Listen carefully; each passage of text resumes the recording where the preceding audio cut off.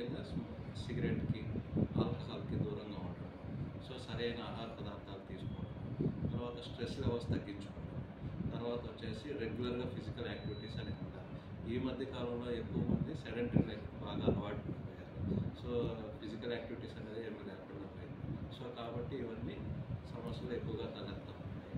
కాబట్టి షుగర్ ఉన్నవాళ్ళు షుగర్ బాగా కంట్రోల్లో పెట్టుకోవాలి. ఓకేనా? తగిన ఆహారపు అలవాట్లు పాటిస్తూ రెగ్యులర్ ఫిజికల్ యాక్టివిటీ చేసుకుంటూ షుగర్ కంట్రోల్లో పెట్టుకొని, బీపీ కంట్రోల్లో పెట్టుకొని, కొలెస్ట్రాల్ ఇవన్నీ. సో ఇవన్నీ కంట్రోల్ ఉన్నాయా లేదా ఎలా తెలుస్తుందంటే రెగ్యులర్గా చెకప్ చేసుకుంటూ వాటి తగిన జాగ్రత్తలు తీసుకుంటూ ఉండి వాటిని కంట్రోల్ చేసుకొని నివారించుకోగలిగితే మన చేతిలో ఉంది. వన్స్ హార్ట్ అటాక్ ఇవన్నీ better means prevention is better than cure అంటారు. రాకుండా చేసుకుంటేనే మన గుండె పదిలంగా ఉంటుంది. వన్స్ వచ్చాక ఎన్ని జాగ్రత్తలు తీసుకున్నా కూడా దెబ్బ తగిలిన గుండెలాగే ఉంటుంది. రాకుండా చేసుకుంటే మన లైఫ్ అనేది చాలా బెటర్. రాకుండా ఉండాలంటే ఎటువంటి నియమాలు పాటించాలి? సో రాకుండా ఉండాలి అంటే మెయిన్గా షుగర్ ఉన్న వాళ్ళకి షుగర్ కంట్రోల్లో చేసుకోవడము, బీపీ ఉన్న వాళ్ళకి బీపీ కంట్రోల్లో చేసుకోవడము, కొలెస్ట్రాల్ ఉన్న వాళ్ళకి రెగ్యులర్గా చెకప్ చేసుకొని కొలెస్ట్రాల్ అవసరమైతే ట్యాబ్లెట్స్ లేకపోతే ఫుడ్ హ్యాబిట్స్ మార్చుకోవడం, ఇవన్నీ చేసుకోవడం వల్ల మనం కొలెస్ట్రాల్ని కంట్రోల్లో పెట్టుకోవచ్చు. సో చెడు అలవాట్లకు దూరంగా ఉండడం, ఆల్రెడీ చెప్పినట్టు స్మోకింగ్ ఉన్న రిస్క్ ఫ్యాక్టర్స్లో అన్నింటిలో కన్నా స్మోకింగ్ అనేది చాలా చెడ్డ అలవాటు. ఓకేనా? వీళ్ళకి ఏంటంటే హార్ట్ అటాక్స్ వస్తే చాలా సివియర్గా వచ్చేస్తుంది.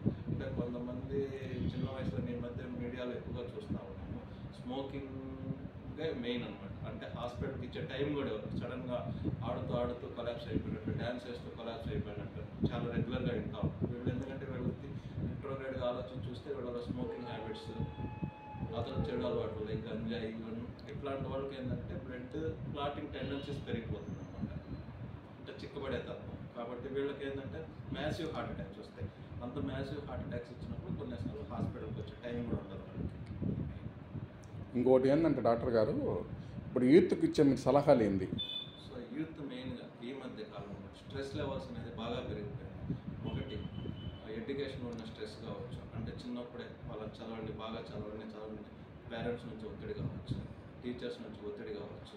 సో ఈ స్ట్రెస్ లెవెల్స్ తగ్గించుకోవాలి, చెడు అలవాట్లకి దూరంగా ఉండాలి. ఈ మధ్య కాలంలో చూస్తే తక్కువ వయసులోనే స్మోకింగ్ హ్యాబిట్స్ ఎక్కువగా తయారు చేసుకుంటాం.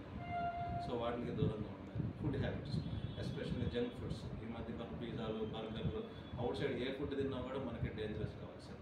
So main food habits, physical activity, bad habits, smoking, alcohol ఇవన్నీ తగ్గించుకొని రెగ్యులర్గా యాక్టివిటీ చేసుకున్నామంటే వీటి గుండె సమస్యలు రాకుండా నివారించుకోవచ్చు. సో ఈ గుండె సమస్య ఏ వయసు వాళ్ళకన్నా రావచ్చా? సో ఖచ్చితంగా ఫస్టే చెప్పాను, గుండె సమస్య అంటే ఏ వయసు వరకైనా రావచ్చు. ఓకేనా? ఎస్పెషల్లీ ఇంతకుముందు కాలంలో చూసుకుంటే, అంటే ఒక 10 to 15 years ముందు చూసుకుంటే యూజువల్గా హార్ట్ అటాక్స్ ఎవరికి ఇస్తాం? 50 years 60 years వాళ్ళకి ఏదైనా గుండె జబ్బు వచ్చింది, సో వాళ్ళకి స్టంట్ వేసుకున్నారు లేకపోతే బైపాస్ చేసుకున్నారు అని వింటూ ఉండేవారు. సో ఈ మధ్య కాలంలో చూసుకుంటే అంటే ఒక 10 years బ్యాక్, 10 years నుంచి ట్రెండ్ చూసుకున్నాం అంటే అంతా మారిపోయింది. 30 సంవత్సరాల వరకు స్ట్రోక్స్ వస్తున్నాయి, 40 సంవత్సరాల వరకు వస్తున్నాయి, 50 సంవత్సరాల వరకు వస్తున్నాయి. సో ఏజ్ డిఫరెన్స్ అనేది చాలా తగ్గిపోయింది. ఎందువల్ల తగ్గిపోయిందంటే మెయిన్ ఇవే, especially bad habits. So physical activity లేకపోవడం, ఇవే మెయిన్ కారణం. సో ఈ సందర్భంగా అందరికీ చెప్పే సూచన ఏంటంటే prevention is better than cure. So రాకుండా చూసుకోవడం ఒక పద్ధతి. సో రాకుండా చూసుకోవాలి అంటే మెయిన్ బ్యాడ్ హ్యాబిట్స్ దూరంగా ఉండడం, ఫిజికల్ యాక్టివిటీ చేయడము, షుగర్ బీపీ ఉన్నవాడిని కంట్రోల్ చేసుకోవడం, ఇవన్నీ చేసుకుంటూ నివారించుకోవడం.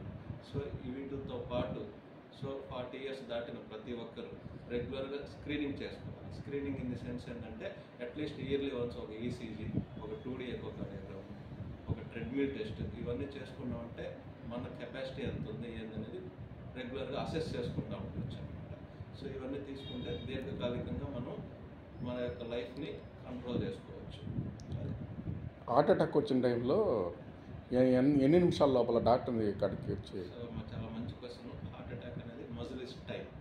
అంటే హార్ట్ అటాక్ వచ్చిన ఎంత ఎర్లీగా హాస్పిటల్కి వస్తే అంత తొందరగా మనము పేషెంట్కి వైద్యం అందించి వాళ్ళ యొక్క కండరాన్ని దెబ్బతినకుండా నివారించవచ్చు. ఎంత లేట్ అయిందంటే కండరం అంత దెబ్బతింటుంది, ఎంత దెబ్బతిందంటే గుండె పంపింగ్ అంత తగ్గిపోతూ ఉంటుంది. సో కాబట్టి as early as possible chest pain అని వచ్చింది అంటే ఇమీడియట్గా పక్కన హాస్పిటల్కి వెళ్ళి ఒక ఈసీజీ తీయించుకోవడం. ఈసీజీ తీయించుకొని దాంట్లో హార్ట్ అటాక్ ఉందా లేదా తెలుసుకోవడం. హార్ట్ అటాక్ ఉందంటే ఇమీడియట్గా పెద్ద హాస్పిటల్కి వచ్చి దానికి వైద్యం చేసుకోవడం. దీనికి వైద్యం ఏముంటుందంటే హార్ట్ అటాక్ అంటే రక్తనాళాల్లో పుడికలు ఏర్పడుతుంది. సడన్ హార్ట్ అటాక్ అంటే 100% బ్లాక్ అయ్యింది. ఆ బ్లాక్ని మనం ఏం చేసుకోవాలంటే దానికి 2 రకాల పద్ధతులు ఉన్నాయి. ఒకటి ఇంజెక్షన్ ఇచ్చి క్లాట్ కరిగించే పద్ధతి ఒకటి, అది ఇదికు ముందు అంటే ఇప్పుడు కొత్త పద్ధతి వచ్చేసి మెయిన్గా రీసెంట్ టైమ్స్లో వచ్చేసి ప్రైమరీ యాంజియోప్లాస్టీ అంటారు. సో పేషెంట్ హార్ట్ అటాక్ వచ్చిన వెంటనే మనము యాంజియోగ్రామ్ చేసి చూసుకొని బ్లాక్ ఉందంటే బ్లాక్ని ఇమీడియట్గా క్లియర్ చేసుకోవాలి.